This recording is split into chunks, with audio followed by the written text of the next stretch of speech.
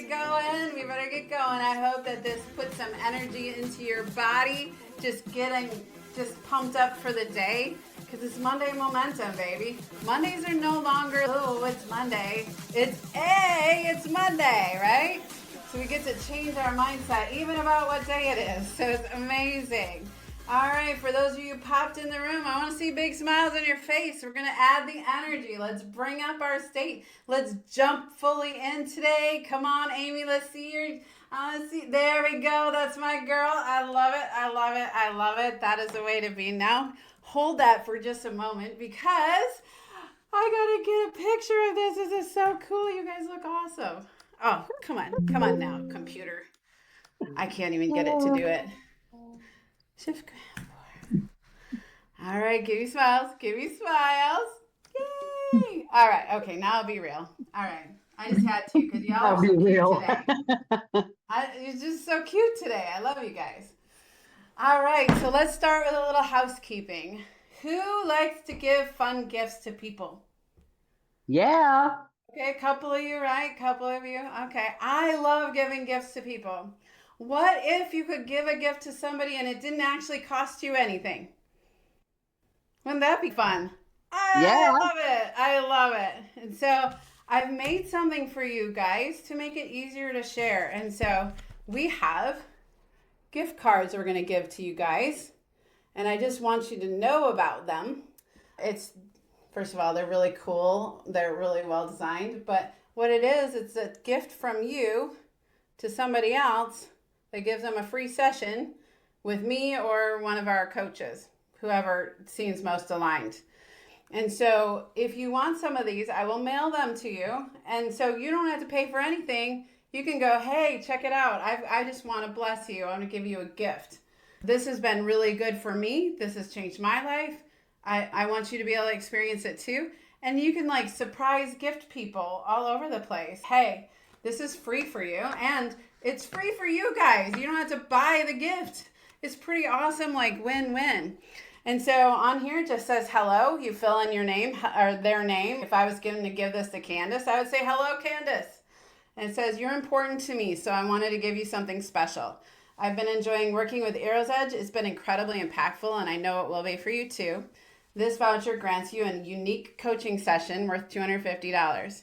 I hope you'll enjoy it and get as much out of it as you did. So they think you paid $250 and they get a free session with us.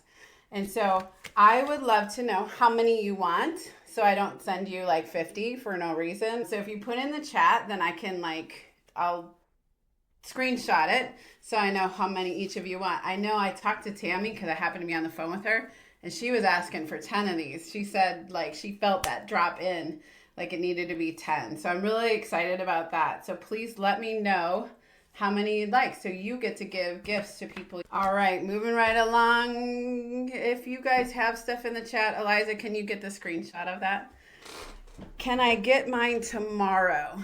Tell me what that means. Oh, duh. Yeah, I'll hand them to you in person. How about I don't mail yours? That'll save us both some time and money.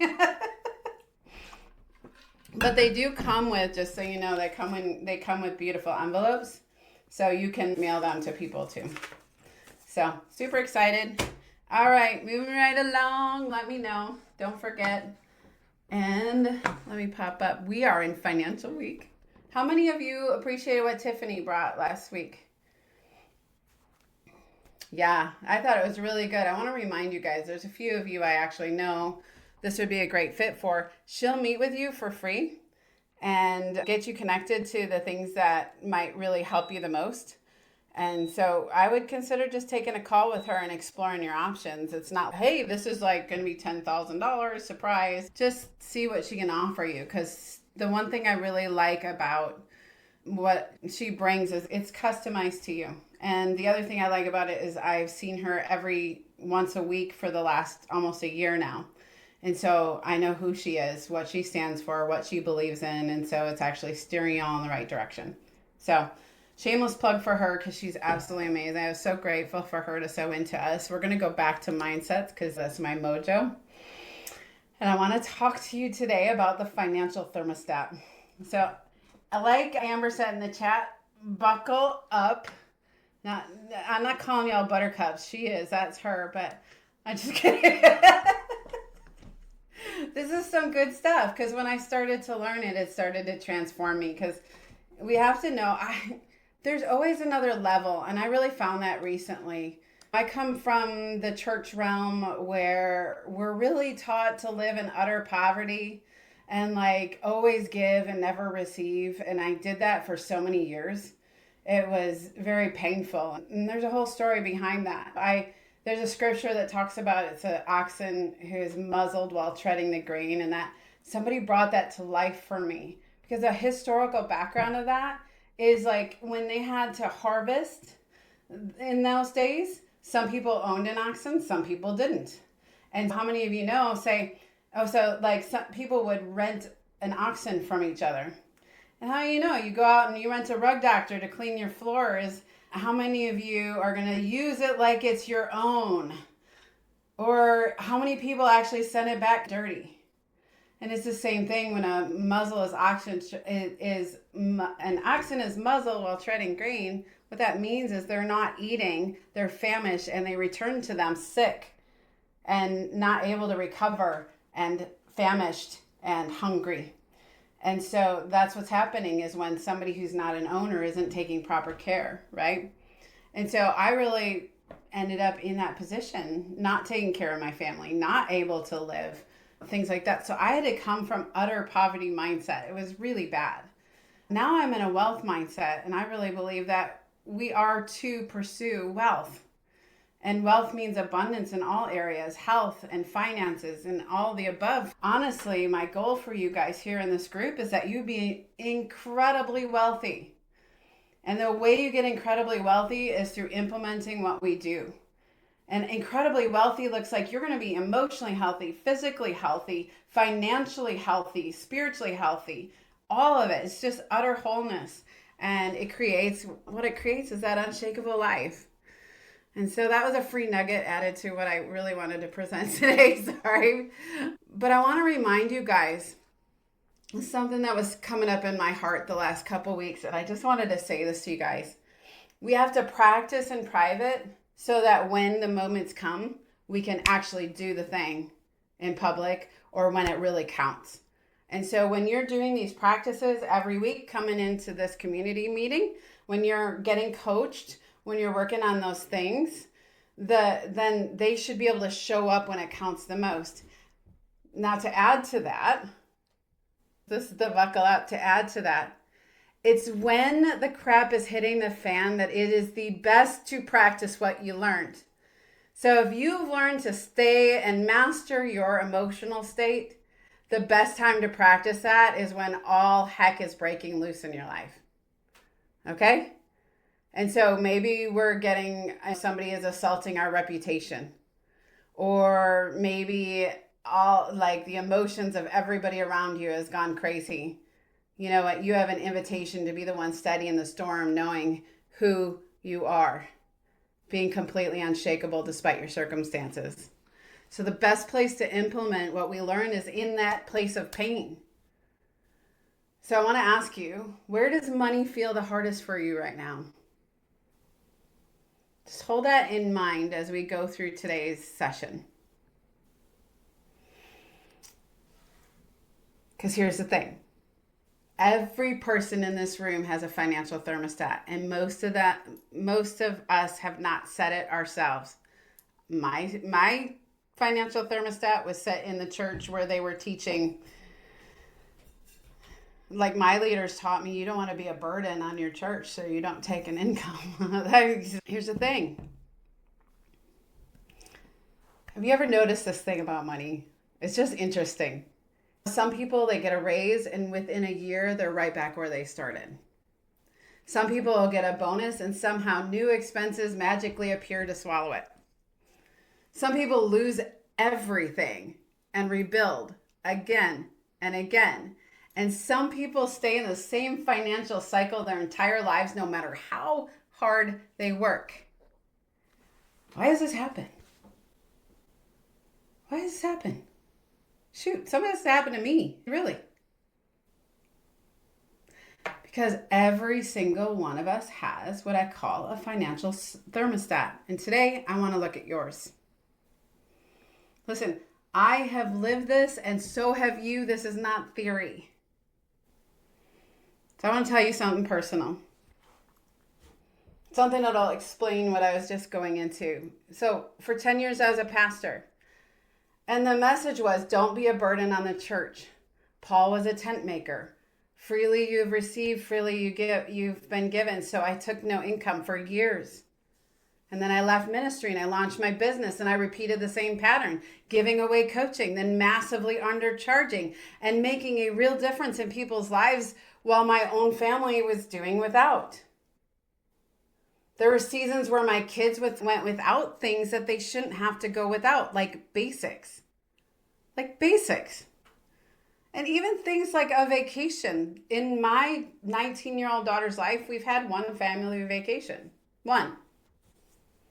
And that was to Missouri to visit two of my friends. I wouldn't say that was a vacation. I was a muzzled ox treading the grain. I was doing the work, I was producing the harvest, but I wasn't allowed to gain from it, to eat from it. So maybe you recognize something in that. Maybe it's not ministry. Maybe it's a family story about money being shameful or scarce or selfish to want. Or maybe you said things like, I'm just not good with money, or that's not for people like me.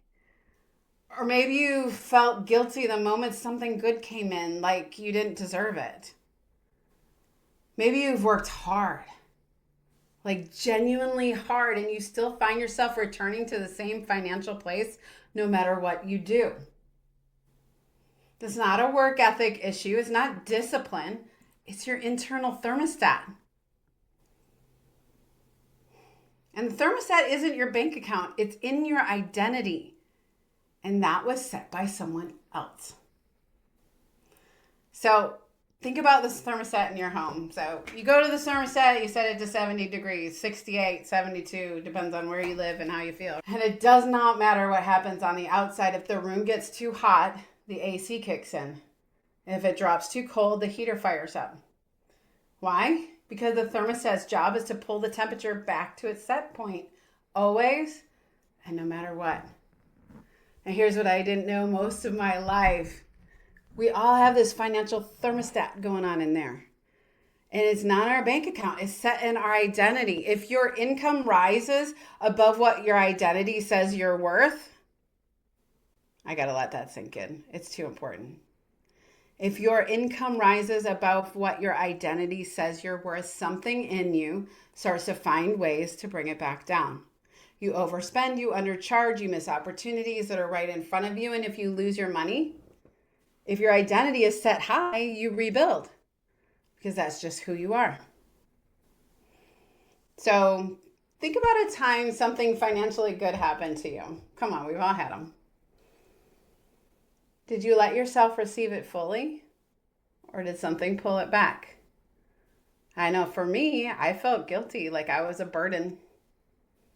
I still remember the day I was released from that. The person sitting right next to me, I can't, that way on my screen. I remember being on the top of a mountain and she just felt like it was metaphorically pulling out that identity out of my hand and throwing it away. And I've never operated in that since. What does your thermostat feel like it might be set at right now? I know mine was higher than it was. Depended on prayer to see Christmas come to pass, right?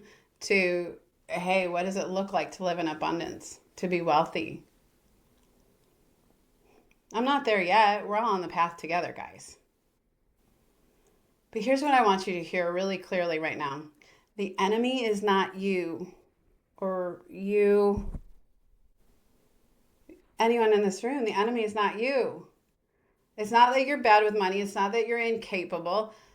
The enemy is that invisible programming that got installed before you were old enough to question it. For me, it was ministry culture.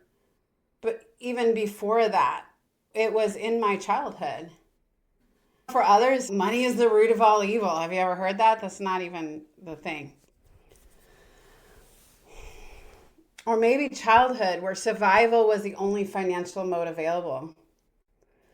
Or a community that quietly taught that wanting more was selfish. And those messages became identity statements, and your subconscious is running the show a lot more than you would ever realize. Those identity statements, they become thermostats.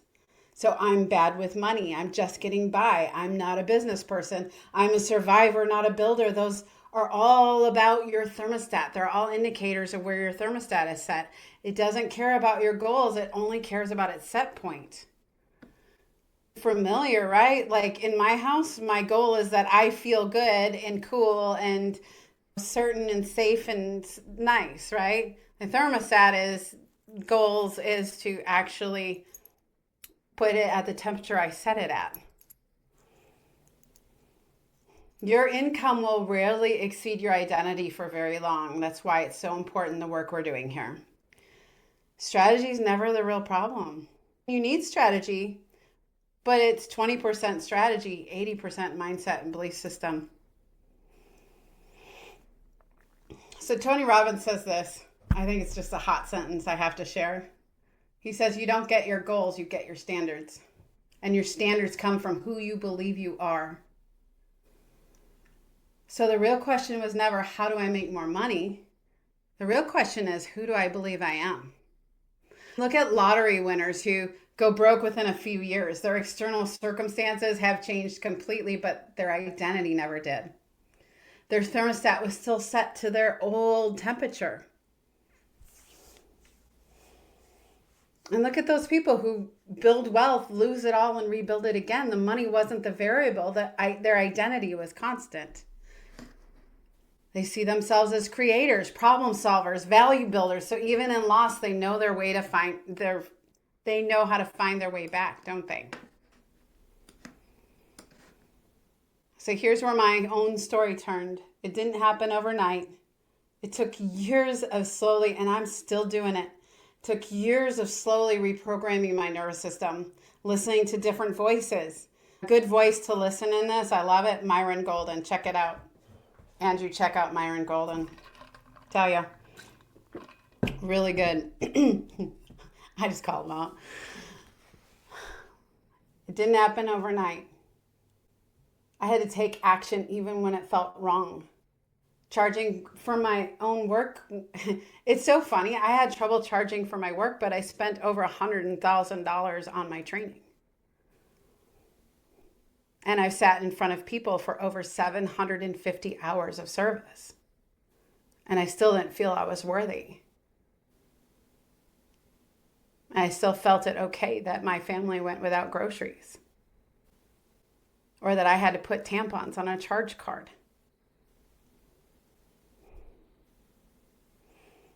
I had to change what I believed. And the thing that surprised me most wasn't the money, it was the emotions that came with it.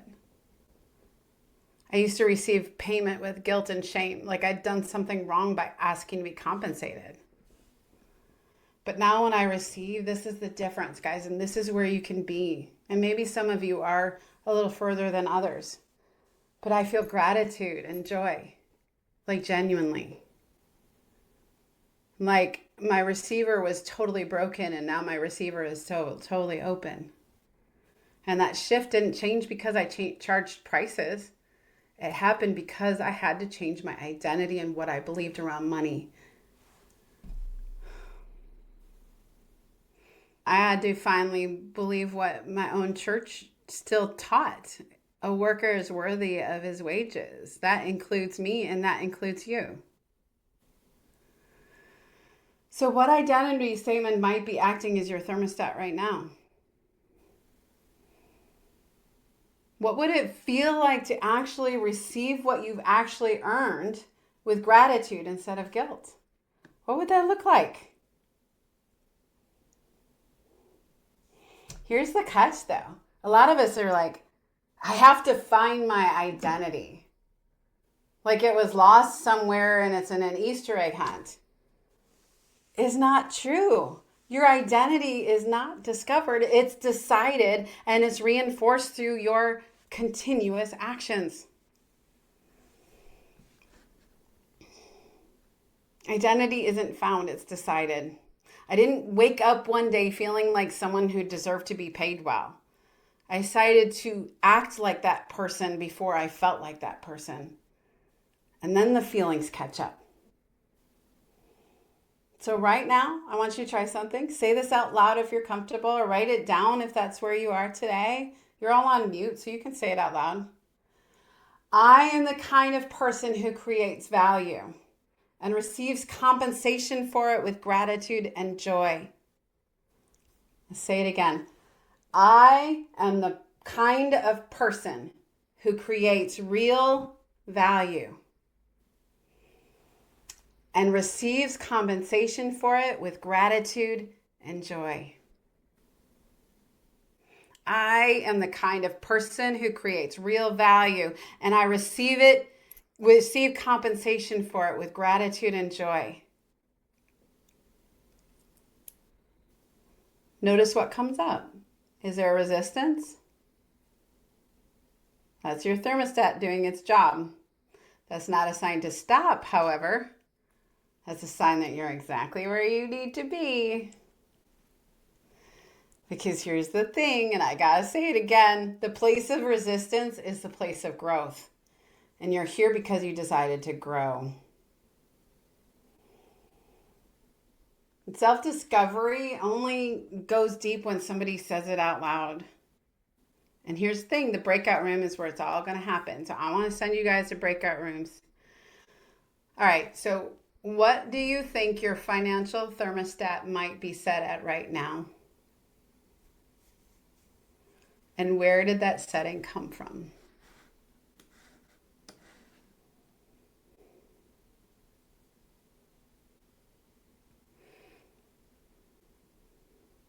Okay.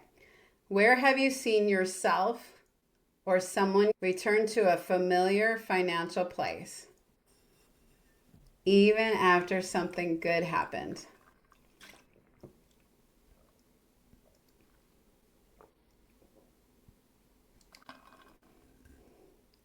What identity statement might be quietly acting as a ceiling for you right now?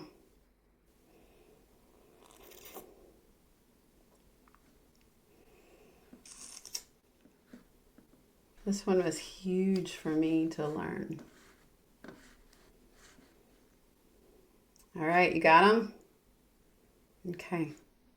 There they come. I had to wait for them to come up and chat. If you need to take a picture of them, go for it.